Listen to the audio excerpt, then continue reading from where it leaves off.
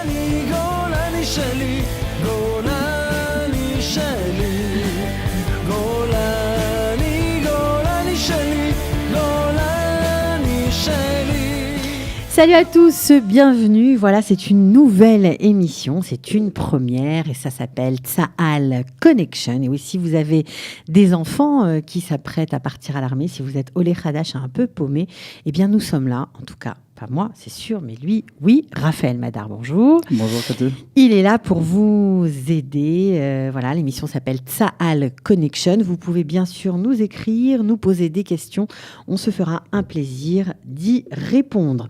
Alors, Raphaël Madar, un chouette projet que ce projet de Tsahal Connection. C'est un chouette projet. À l'initiative, quand on était pas mal de soldats francophones et des soldats qui venaient d'Amérique du Sud, qu'on a remarqué pendant notre service militaire que en fait, c'est assez drôle. On était un jour posés comme ça en train de prendre un café à la base et on s'est dit c'est marrant qu'on ait tous atterri dans cette unité-là. On était à Givati, la brigade Givati. Oui, c'est un peu bizarre parce que le générique d'émission c'était Golani Sheli parce que c'était une chanson qui est hyper connue de tous. Mais vous étiez Givati. Moi j'étais Givati. C'est pas de votre faute, c'est moi, hein, j'assume. Ah, c'est pas grave, j'assume auprès des anciens soldats de Givati aussi. Ok. Et donc au final, on s'était posé, on a dit c'est drôle qu'on ait tous fini ici. Et on s'est rendu compte que les gens, en fait, ne savaient pas du tout, ne connaissaient rien d'autre à part les brigades combattantes classiques, Golani, Givati, etc. On s'est dit ce serait bien de faire par la suite, quand on terminera notre service, quelque chose, un projet, pour aider les personnes, les renseigner sur les différentes unités, les renseigner sur les différents programmes, sur l'armée en général. Alors, vous avez quel âge, Raphaël ? Alors, j'ai 25 ans. Ok, vous avez fait combien d'années d'armée ? J'ai fait 3 ans de service militaire, un service complet, ce qu'on appelle Shirot Sadir en hébreu, okay. Dans la brigade Givati. Chez les Givati. C'est l'infanterie Givati. C'est l'infanterie, c'est ça. D'accord. Donc, vous avez créé une association donc, qui s'appelle Tsahal Connection. Et vous avez créé cette association il y a combien de temps ? Combien de temps après l'armée ? J'ai terminé mon service militaire en avril 2015. J'ai commencé à travailler sur le projet 2 semaines après. Et officiellement, l'association elle est créée depuis le 23 novembre 2015. Et c'est quelque chose que vous faites tout à fait gratuitement, gracieusement. Ah, vous ne vous demandez pas d'argent pour vos services. Ça vous prend plein de temps, mais vous le faites vraiment pour aider. C'est vraiment du pur bénévolat. On est une dizaine de volontaires dans l'association. C'est quelque chose que j'avais dit aux autres volontaires, que ceux qui veulent être avec moi dans le projet, au final, je considère que toutes ces informations qu'on transmet, les Israéliens, ils en ont accès. Que ce soit sur Internet, que ce soit par des amis à eux, n'importe quoi du bouche à oreille, ils en ont accès parce qu'au final, ils sont nés dedans. Enfin, c'est la culture israélienne de s'intégrer à l'armée. Quelqu'un qui vient de l'étranger, qui vient de France, il n'a pas accès à tout ça. Et je me suis dit que d'un autre côté, c'est dommage de faire payer des services pour quelque chose que si quelqu'un qui sait lire l'hébreu, qui sait parler, au final, il se débrouillera. Donc en fait, vous rééquilibrez un peu les choses, quoi. Vous mettez un peu sur le même plan un Israélien, un Olé Khadash. C'est ça. C'est ça. Je veux pas que on va en parler par la suite avec les problématiques des francophones, mais je veux que les personnes qui s'engagent à l'armée ils soient conscientes des difficultés qu'ils vont avoir, tout en donnant le maximum pour faire leur meilleur service possible. Notre but au final, c'est vraiment de faire en sorte que l'intégration des francophones à l'armée, ça soit réussi et qu'on n'entende pas de problèmes derrière. Alors vous vous occupez de tous les francophones, c'est-à-dire des francophones Olé Khadash et des francophones qui viennent faire l'armée en tant que touristes. C'est pareil pour vous ? C'est ça. On ne prend pas de différence. Que ce soit les francophones, comme vous dites, en tant que touristes, ou ceux qui viennent et qui sont arrivés à 14, 15 ans avec leur famille, mais au final que les parents, ils ne peuvent pas aider parce qu'ils ne connaissent pas trop. Quand on arrive 3 ans, on n'a pas forcément encore l'hébreu, surtout à un certain âge, et qu'on ne connaît pas encore le système militaire. Ou alors même des personnes qui veulent faire leurs études. Bref, toutes les personnes qui veulent faire quelque chose en rapport avec l'armée, on essaie de s'occuper d'eux et de les renseigner. Alors, on va venir maintenant parler du cœur du sujet. Quelles sont les problématiques des francophones à l'armée ? Alors, j'ai eu une réunion, c'est simple, il y a une semaine, avec un officier de la base de Mirve Alon. Donc, c'est une base de l'éducation dans l'armée, où tous les Olim, Khadashim, tous les nouveaux immigrants, ou même toutes les personnes qui ont un niveau d'hébreu qui est jugé faible, doivent faire 3 mois d'Ulpan là-bas. Donc le chef. Donc c'est l'Ulpan, quoi. C'est la base de l'Ulpan. Sauf que c'est à l'armée, en fait. Ok. Donc, j'ai eu une réunion avec Ça lui. doit être très sérieux, j'imagine. C'est très sérieux, mais on va dire que ça peut être moins sérieux parce que la quantité de francophones qui est là-bas, la Et quantité très d'Américains, importante. de Russes, il y a beaucoup de nationalités Ok. différentes, donc ça, dans certains cas, ça peut partir un peu dans tous les sens. Je lui ai posé la même question. Je lui ai dit, bon, comment on en est avec l'intégration des francophones, comment ça se passe?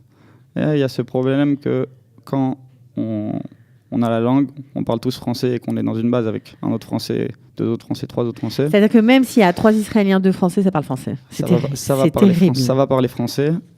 Et c'est dommage au niveau de la langue. Parce qu'au final, si on reste qu'avec des Israéliens et si on reste qu'avec des Français, évidemment, le niveau, il va pas Il va pas s'améliorer. être le même. Au-delà de la langue, c'est surtout le fait de comprendre. Les Français, ils essaient pas forcément, ils restent un peu, dans certains cas, à part. Ils veulent pas exposer leurs problèmes. Et il y en a beaucoup qui ont des problèmes et il faut des fois vraiment leur courir après pour qu'ils nous expliquent et qu'on puisse les aider. Il y en a qui vont garder leurs problèmes chez eux parce qu'ils ont honte, parce qu'ils n'ont pas encore compris qu'en Israël, au final, tout le monde sait tout, tout le monde partage. Le commandant, il va aller se déplacer chez le soldat s'il y a un problème. Je sais pas, il lui manque un déodorant dans la maison, il va aller lui acheter. Il lui manque un plat, il va aller lui acheter. C'est des choses qui se font classiques, mais au final, quand on vient de France et qu'on est un peu dans cette... On n'a pas l'habitude du tout. On n'a pas du tout l'habitude de autant de chaleur, au final, autant de chaleur humaine, mais d'un autre côté, bon, c'est quelque chose que je peux comprendre chez les Français. Mais... Alors quoi? Ça veut dire que quand on a un problème familial, un problème pratique, un problème d'argent, un problème quoi qui empêche de faire son service militaire comme il se doit, il faut aller voir son commandant et lui parler? Son commandant, il faut que je dise que c'est comme... Commandant, ça se dit comment en hébreu Mefaked. pour ceux qui nous... Voilà, qui Son nous... Mefaked, on va dire, c'est comme son père. Moi, c'est Bon, ce que alors, je si disais à vous, mes vous soldats. envoyez vos enfants à l'armée, ne vous inquiétez pas, mais ils vont avoir un père de substitution pendant le service. Mais vraiment, il faut pas qu'ils se gênent. Et au final, il y a une phrase qu'on nous disait avec les différents Mefakdim, on disait à l'armée, qu'un soldat qui est bien chez lui, dans sa maison, qui est bien dans sa tête, c'est un bon soldat. Ça veut dire qu'il a déjà la base, au final, pour faire le meilleur service possible. Donc, toutes les contingences matérielles, tous les problèmes, on va dire, annexes à leur service doivent être pris en charge pour qu'eux se concentrent sur leurs tâches. C'est ça. C'est tout. Ça, c'est un des problèmes. L'autre problème, et ça, c'est le gros problème surtout, c'est que les francophones, quand on vient, et ça, en vrai, ça marche aussi pour les Américains, mais spécialement pour les francophones, quand ils se disent qu'ils viennent de France, qui viennent se porter volontaires, que ce soit pour 1 an et demi, pour 2 ans, pour 3 ans, ils se disent, il y a toujours cette phrase, je viens pour me porter volontaire, l'armée doit me donner ça, l'armée doit me faire ça. Et ça, c'est un problème. C'est pour ça surtout que moi, de base, on avait décidé d'ouvrir l'organisation, c'est qu'on s'est dit, au final, l'armée, ça reste un système, c'est une dictature, enfin, ça reste comme toutes les armées, c'est l'armée qui décide, c'est l'armée qui fait les lois. Alors oui, les gens sont volontaires, c'est sûr, Kol hakavod, bravo. Mais derrière, si on commence à donner des laissez-passer à tout le monde, tous les volontaires et tous les holim, sachant qu'il y a une grosse communauté... C'est-à-dire que vous êtes en train de nous expliquer, en gros, vous m'arrêtez si je me trompe, que le statut de volontaire ou le statut d'un soldat israélien qui fait son armée est tout à fait normal, même si le volontaire fait moins de temps son armée, il est exactement le même. C'est-à-dire que dans sa tête, il faut se considérer comme un soldat, point. Il faut considérer comme un soldat. Il y aura des avantages financiers, des avantages, d'autres avantages, des bonus, on va dire, pour ceux qui sont considérés comme Chayalim Bodedim. C'est les soldats seuls. Okay. C'est des soldats qui montent et qui font l'armée sans famille. Ou alors des soldats qui sont malheureusement faits touristes et qui sont sans leur famille ou qui n'ont pas d'aide, que ce soit financière, que ce soit, on va dire, morale de leur famille. Ok, donc quand il y a des cas un peu compliqués, des situations familiales compliquées, on les considérait aussi comme Chayal Boded. C'est ça. Et en général, par exemple, il y en a en Israël, aujourd'hui, on considère qu'il y a 6000 soldats seuls, Chayalim Bodedim. Sur les 6000, il y en a à peu près 3000 qui viennent d'Israël, qui sont israéliens de pure souche. Sur ces 3000, c'est pas des chiffres officiels, mais on va dire qu'il y en a à peu près 1500 à 2000 qui viennent des communautés Haredim. Ok. Et c'est problématique parce qu'ils ont pris la décision de rentrer à l'armée alors que leur famille n'est pas d'accord. n'est pas d'accord, donc ils les expulsent de la maison malheureusement. Donc ça reste un exemple, mais la plupart, c'est vrai que l'autre moitié, ça reste un cas classique de quelqu'un, on va dire, qui vient de France et qui veut se porter volontaire, qui se porte volontaire et qui est tout seul. Il y a beaucoup de Chayalim Bodedim francophones. Il y en a beaucoup. Il y en a beaucoup. Il y en a vraiment beaucoup Vous avez actuellement. des chiffres ? Il y a des chiffres qu'on n'a pas le droit de dire officiellement, mais on va dire que, Par exemple, hier, il y a eu un enrôlement à l'armée. Il y a eu plus d'une centaine de francophones qui sont entrés. C'est le plus gros chiffre de francophones qui sont entrés à l'armée sur une promotion. Ces dernières années. Oui, dans l'histoire de Tzal, hier, c'est le record, on va dire. Bah, c'est formidable. Et ce record, il va être battu en décembre de ce que je sais. Et ils sont rentrés on ne sait pas dans quoi ils sont rentrés encore. Alors, il y a une partie qui est rentrée, comme j'avais dit, pour les 3 mois d'Ulpan, où ils vont faire d'abord leur Ulpan, et par la suite, ils choisiront leur unité. Il y en a qui sont directement rentrés dans des unités combattantes. Ok. Golani, Givati, Nahal, où il y en a qui sont entrés dans les renseignements pour les Israéliens. Bon, c'est un peu de tout, on va dire. Mais au final, le chiffre fait que on a dépassé le record de francophones à l'armée. Bah, formidable. On leur souhaite un bon service militaire, qu'ils reviennent entiers et en bonne santé. Voilà. Amen, amen. On leur souhaite tout ça de tout cœur. On est très fiers d'eux. Est-ce qu'il y a des choses à ne pas faire même si on est touriste et qu'on souhaite faire l'armée en tant que, on va dire, volontaire, est-ce qu'il y a des choses à savoir au tout démarrage, lorsqu'on s'enrôle? Est-ce qu'il y a des problèmes à éviter, des choses à ne pas dire? Ça dépend, on va dire, le programme que les gens veulent faire. Ça va dépendre de s'ils veulent se porter volontaire pour 1 an et demi, s'ils veulent faire leur alia et faire un service complet. Mais moi, la première phase que je dis de toutes les manières aux jeunes, on va jamais forcer quelqu'un à faire l'armée. Quelqu'un, il va venir nous voir, il va nous contacter, il va nous dire, voilà, je m'intéresserai pour faire l'armée. On va être honnête et direct en lui expliquant les avantages, mais surtout en lui expliquant les inconvénients, qu'au final, quand on se lance dans le fait de faire 1 an et demi ou 3 ans, il n'y a pas de retour en arrière. Que ce soit les difficultés morales, mentales, où on doit derrière avoir une pression constante de l'armée, où on doit rentrer... Enfin, il y a des horaires, surtout pendant les classes ou pendant les périodes de formation à l'armée, où ils marchent à l'heure à chaque fois avec un chrono. On leur dit, vous avez 5 minutes pour faire ça, vous avez 10 minutes pour manger, vous avez 10 minutes pour dormir. Au final, c'est une pression qui est constante, qui est mise sur du long terme. C'est ce genre de choses, on essaye de cerner et de parler avec le jeune en question qui veut entrer à l'armée pour voir s'il se sent capable au final de faire ça. Alors c'est évidemment que tant qu'on n'a pas vécu on ne se rend pas compte de cette pression-là, des horaires et des choses à faire. Mais au moins, l'information, ça reste la clé, c'est-à-dire quelqu'un qui sait plus ou moins à quoi s'attendre, il sera toujours mieux préparé dans sa tête, il aura toujours une idée, il ne sera pas forcément surpris. Alors, un homme averti en vaut 2. Exactement.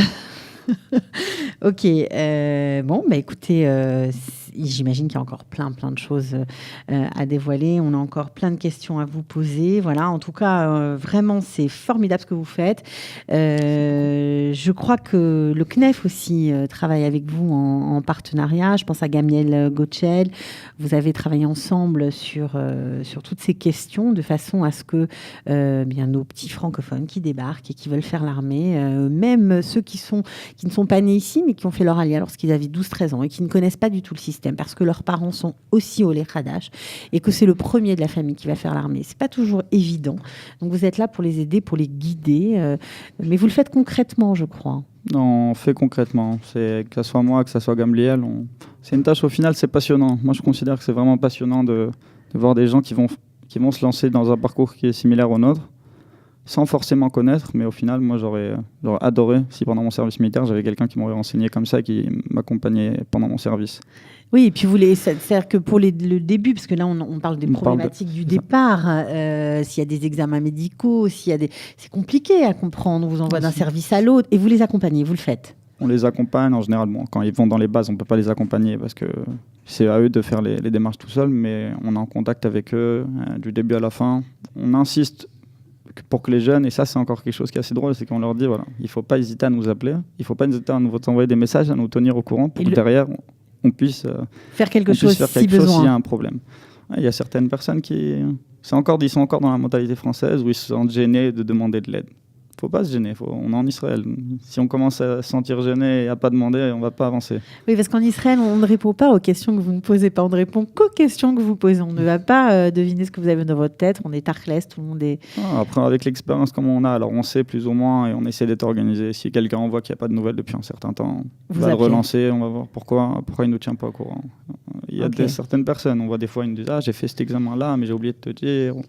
Bon, mais au final, le plus important vraiment, c'est que chacun puisse faire toutes les démarches comme il faut, avoir les profils qu'ils veulent. pour On va pouvoir rentrer expliquer, on à va l'unité au expliquer final. tout ça. On va expliquer. Ok, alors merci beaucoup Raphaël Madar d'être venu. Bien sûr, on va se retrouver pour d'autres émissions. On va rentrer dans les détails, ne vous inquiétez pas. On va essayer d'être le plus didactique, le plus pédagogique possible, voilà, et d'essayer de vous faire découvrir ce monde incroyable qui est l'armée d'Israël. Merci beaucoup Merci Raphaël à vous. Madar. À bientôt. À bientôt. גולני, גולני שלי, גולני